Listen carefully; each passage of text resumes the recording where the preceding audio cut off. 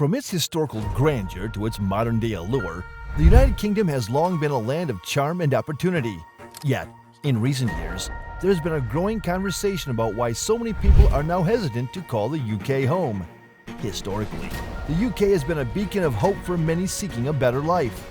Post-war Britain saw waves of migration driven by the promise of jobs, stability, and a high quality of life. But as we moved into the 21st century, the country's appeal began to face new challenges. One major factor driving people away from the UK is the increasing cost of living. Skyrocketing housing prices, particularly in London and the Southeast, have made homeownership an unattainable dream for many. According to recent reports, average house prices in London are now over £500,000, a stark contrast to wages that have not kept pace with these rising costs. Despite the UK's strong economy, the disparity between earnings and living expenses has created a financial strain for many residents. This economic pressure is a key reason why people are rethinking their choice to live here. The UK's famously unpredictable weather is another factor contributing to its declining appeal. With its frequent rain and gloomy skies, the British climate can be a far cry from the sunny, warm environments many people prefer. This weather pattern affects not just mood, but also overall quality of life, prompting some to seek sunnier climates. Weather significantly impacts daily life and mental well-being. For many, the UK's persistent gray skies and wet conditions are less than ideal, especially when compared to the more temperate climates found elsewhere. However, talking about London, the capital city of the United Kingdom is renowned for its immense wealth and economic prowess. With an economy valued at over $500 billion, if London were a country, it would rank as the 26th largest economy globally, on par with nations like Norway. For nearly 2 centuries, London has been a global hub for high-value services, such as finance, consistently offering some of the highest wages in the region. However, beneath this veneer of prosperity lies a stark reality. As of 2023, local authorities in London estimate that more than 1 in 50 residents are homeless, a figure that has surged by over 50% in the past decade. This alarming statistic is part of a broader trend, with the UK now experiencing the highest level of homelessness among developed countries. Simultaneously, real wages in London, adjusted for inflation, have stagnated for over 15 years. Workers today earn the same amount as they did in 2008, while the cost of living, particularly housing, has skyrocketed. This economic pressure has led to a significant exodus of people from the UK, seeking better opportunities abroad. For instance, a junior professional can earn more than double in New York compared to London, despite the cost of living in New York being only about 30% higher. London's housing crisis aggravates the problem. The city's property market is amongst the most expensive in the world, driven by high demand and limited supply. This situation forces many residents into substandard living conditions or compels them to relocate to more affordable areas, both within and outside the UK. Additionally, the high cost of living extends beyond housing, affecting everyday expenses such as food, transportation, and healthcare, further straining household budgets. Despite the economic challenges, London continues to attract a significant influx of international talent and investment, thanks to its prestigious institutions, cultural attractions, and global connections. However, the disparity between the city's wealthy elite and its struggling working class grows more pronounced, highlighting the need for comprehensive policy interventions to address housing affordability, wage stagnation, and social inequality. Efforts to tackle these issues have included various government initiatives aimed at increasing affordable housing, raising the minimum wage, and providing greater support for the homeless. Nevertheless, the complexity and scale of the problem requires sustained and multifaceted approaches to create a more equitable and inclusive city. In recent years, the United Kingdom has faced a troubling trend, a significant drain of skilled workers, particularly from essential sectors such as the National Health Service, NHS. This phenomenon underscores a broader issue of economic instability driving away the nation's most talented professionals. The NHS, a cornerstone of the UK's public health system, is grappling with a severe shortage of doctors and nurses. Reports highlight a potential exodus due to poor compensation, increasing workloads, and deteriorating working conditions. For example, Dr. Sarah Williams, an NHS physician, left her position after years of working under intense pressure without adequate support. Her departure is not an isolated case, but part of a larger trend affecting the healthcare system. Ironically, as skilled workers exit the UK, the country is experiencing unprecedented levels of immigration, particularly from students seeking the benefits of its prestigious education system.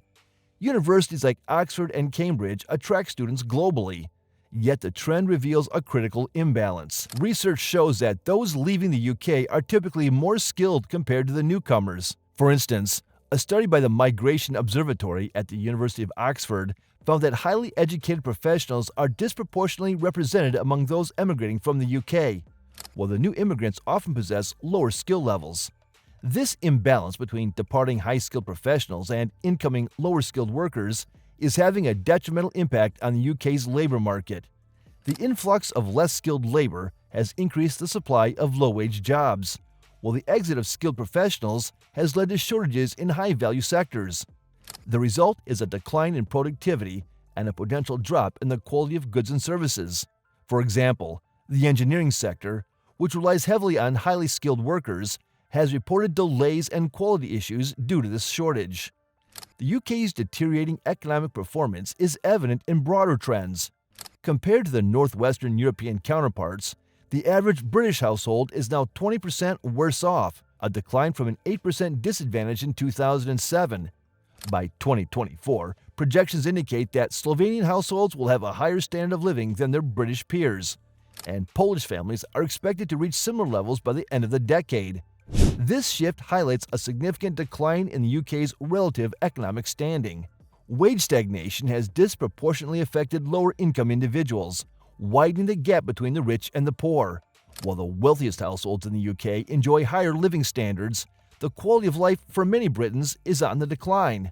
For example, recent data from the Office for National Statistics (ONS) reveals that the top 10% of earners have seen substantial income growth, while the bottom 10% struggle with stagnant wages and rising costs of living. As the UK faces these intertwined challenges of skilled worker emigration, immigration imbalance, and economic decline, the future remains uncertain. Addressing these issues will require strategic policy adjustments and a focus on creating an environment that retains skilled professionals while integrating new talent effectively. Only then can the UK hope to reverse these trends and restore its economic and social balance. A key driver behind many of these issues is the housing crisis, a problem that has been escalating in the UK for years. The country is experiencing a severe shortage of homes, leading to property prices soaring beyond the reach of many, especially first-time buyers. This shortage is compounded by restrictive planning laws that make it difficult to build new homes and a lack of substantial government investment in affordable housing. As a result, a significant portion of the population has been forced into the private rental market, where rising rents place an additional burden on low-income households. The origins of this crisis can be traced back to policies such as the Right to Buy scheme introduced in the late 1970s. This policy allowed council tenants to purchase their homes at a significant discount, which, while increasing homeownership rates, dramatically reduced the stock of social housing. This reduction has not been sufficiently replenished over the years, leaving a persistent gap in the availability of affordable housing.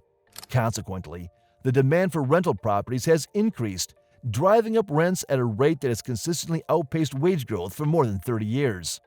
Beyond housing, the UK faces other critical challenges, including an overstretched National Health Service (NHS), issues with housing affordability, and aging infrastructure. The NHS, established in 1948 as a publicly funded service free at the point of use, is currently grappling with rising operational costs and a decline in the quality of care, despite increases in funding and staffing. This strain on the NHS reflects broader inefficiencies and underinvestment in public services. In the realm of infrastructure, the UK has seen inadequate investment that extends beyond healthcare to other vital sectors, such as transportation. For example, the HS2 high-speed rail project has encountered significant delays and cost overruns, highlighting systemic issues in managing large-scale infrastructure projects. Adding another layer of complexity is the economic impact of Brexit, which has led to reduced trade with the EU, the UK's largest trading partner. While Brexit has undoubtedly influenced the current economic landscape, it is not the sole cause of the country's economic challenges. In conclusion, London and the UK are contending with a multitude of interconnected challenges, including economic stagnation, a deepening housing crisis, and a struggling NHS. These issues contribute to a broader narrative of decline and hardship, despite the country's historical wealth and global prominence. Addressing these challenges requires comprehensive policy interventions and investments aimed at fostering sustainable growth and improving the quality of life for all citizens. Furthermore, Britain's economy is under immense strain, perhaps more than many realize. Austerity measures through two successive, extraordinarily expensive and damaging crises have left the UK with an enormous debt burden. Compared to other major advanced economies, national debt in the UK has ballooned the most since COVID-19. However, borrowing is not the only issue at hand.